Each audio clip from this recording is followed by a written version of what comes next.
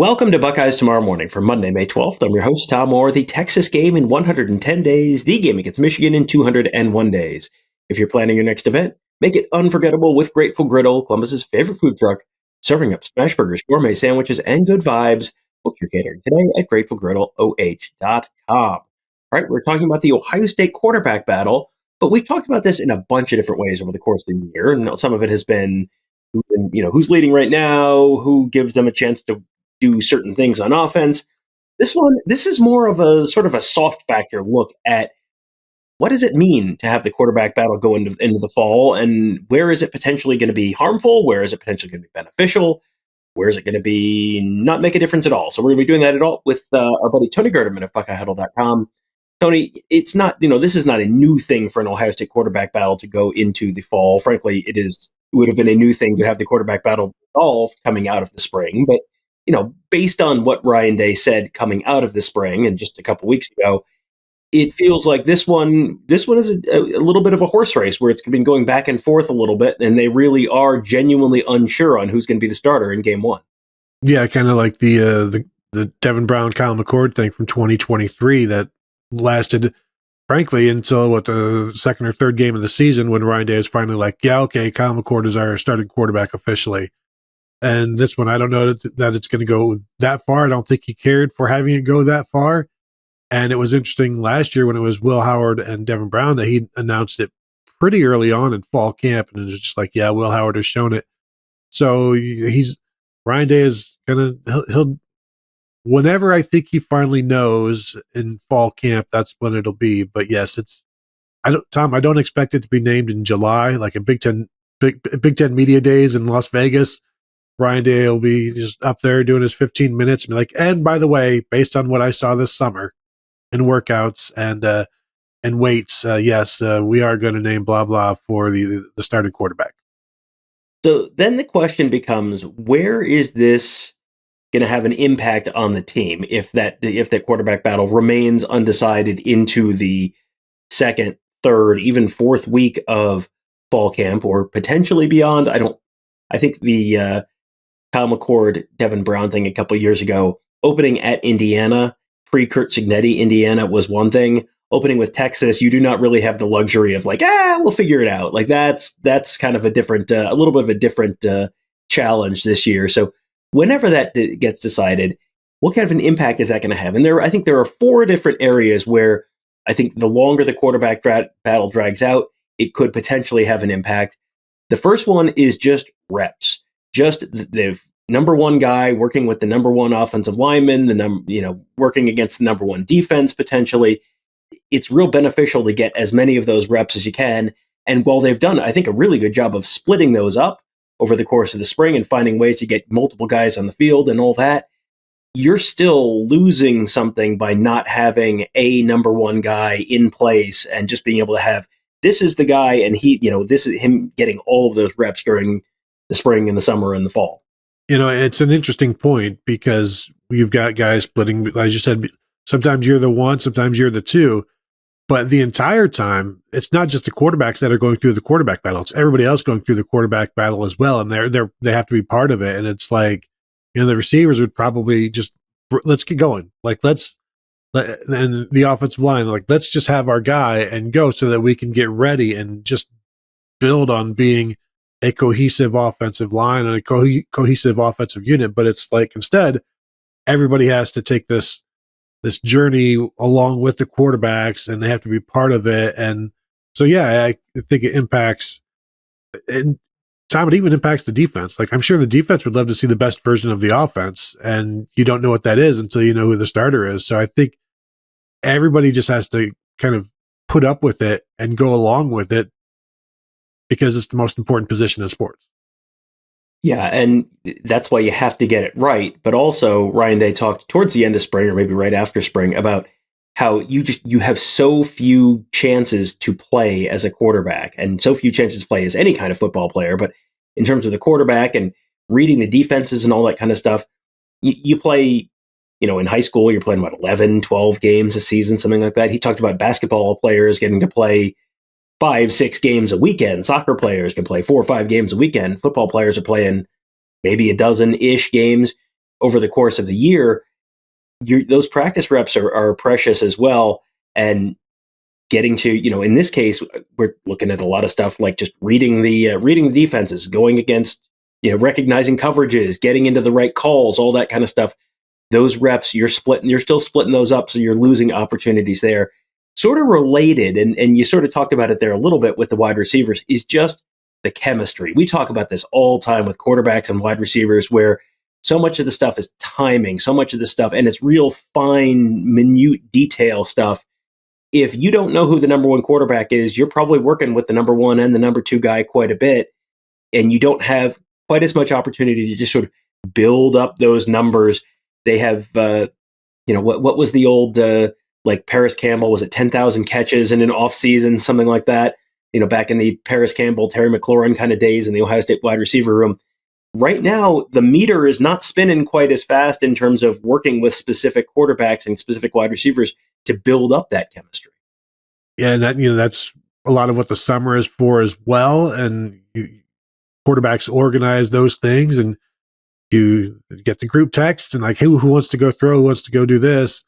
Because Tom, we see the receivers all the time that are out there with the Monarch machine getting what they can, but that's different than working with the quarterbacks and even working in the summer and throwing. And we saw quarterbacks and receivers, I think, out in California this past week doing things, and that's all great. And that's still, you want to do that, but you also still need to do it in practice, and then practice, you need to do it in games. So there's just this gradual leveling of building that camaraderie and that cohesiveness, and just the understanding of, I know where everybody's going to be. I know, and receivers knowing where the throws are going to be in terms of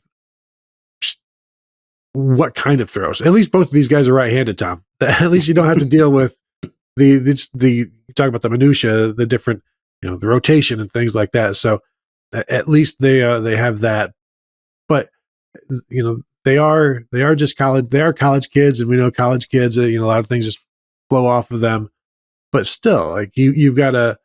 It's a new thing every time. It's a different quarterback, and so the sooner they can find that one guy, the better. But also, Ryan Day has said, we're not going to rush it just because Texas is on the horizon. You got to get the right guy, and it's not just a decision for Texas; it's a decision for the rest of the season.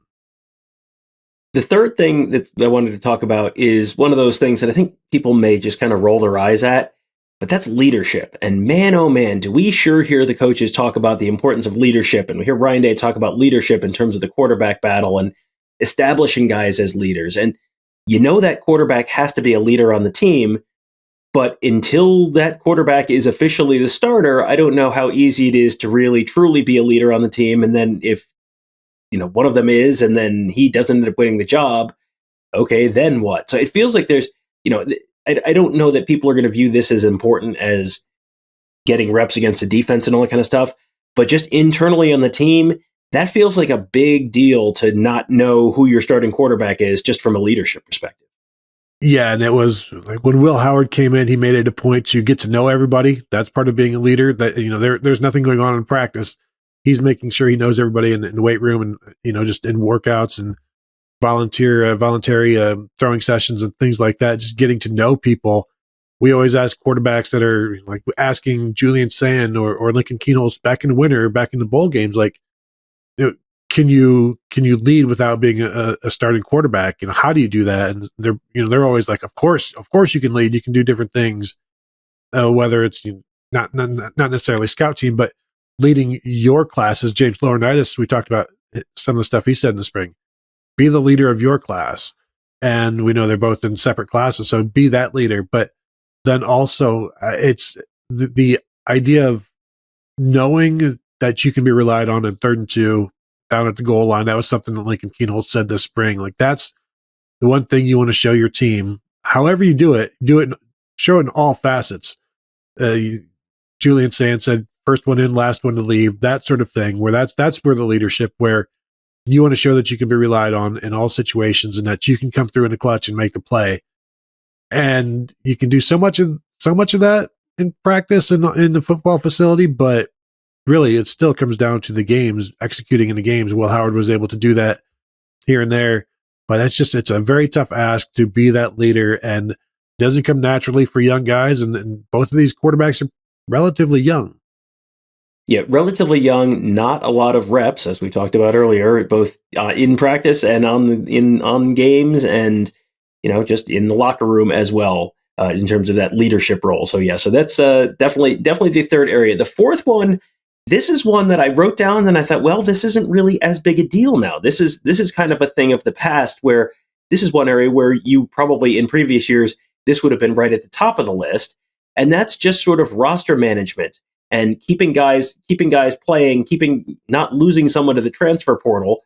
You have seen in the last couple of years with the implementation of those transfer windows, this used to be you want to keep the quarterback battle going way into fall camp so that then it's too late for someone to transfer and you don't lose anyone. This is maybe we have seen players walk away from teams before the season, even in the middle of the season, without actually being able to go in the portal. But it does feel like the dynamic on this has changed quite a bit, where this is maybe now almost an afterthought rather than being maybe even one of the primary concerns. Yeah, it's a legitimate afterthought as you're bringing it up. It's like, well, I wouldn't expect that. And the other thing is, now you're telling your players, we are preparing for a 16 or 17 game season, and we're going to need both quarterbacks, just so you know. And Tavian, make sure you're paying attention, because we're probably going to need you at some point for something as well. So this is a situation where, yeah, there's going to be a starter and there's going to be a backup, but we saw Devin Brown have important snaps last year. The touchdown pass to Jeremiah Smith on a third and short or something like that. So they all have to be on alert, and that's the competitive excellence that Ryan Day talks about, of being able to be called upon at any moment. So sure, both guys want to win a job, but I still think both guys will be convinced and will be told, and the coaches absolutely believe the backup is going to have to make some plays at some point this season. For sure, yeah. You were talking about the Devin Brown play to Jeremiah Smith, that one-handed catch against Michigan State on the road. Devin Brown, you got to remember, Will Howard went down in that Michigan game, and he was able to come back in, but you could have had a Devin Brown getting thrown into the Michigan game in the first half situation. So yeah, that backup quarterback always just one play away from being the starter and being in charge of a rather significant season, which it certainly will be this fall in Columbus, Ohio, as the Buckeyes look to defend their 2024 national championship. Should be a really fun season. It starts with that Texas game, as I mentioned at the beginning of the show. Regular season ends with Michigan, another big one. We just talked about this on last Friday's show. But man, it is going to be a really, really fun season in Columbus. It's also a very busy recruiting season in Columbus right now. Buckeyes have some potential commitments coming this month, have a bunch of official visits starting in less than a month. Camp season starts in less than a month. And then about just over 2 months, we will be headed out to Las Vegas for Big Ten Media Days and the unofficial start of the 2025 college football season. We would love to have you along for every step of the journey with us at BuckeyeHuddle.com. That's where Tony, Kevin, and I cover the team. We got Mark, we got Berm, we got Andrew covering recruiting. Got our whole team of X's and O's gurus there as well, all to make you a smarter football fan, all at BuckeyeHuddle.com. We hope to see you there. That'll do it for today. Thank you guys all for joining us. Have a great day. We'll talk to you tomorrow.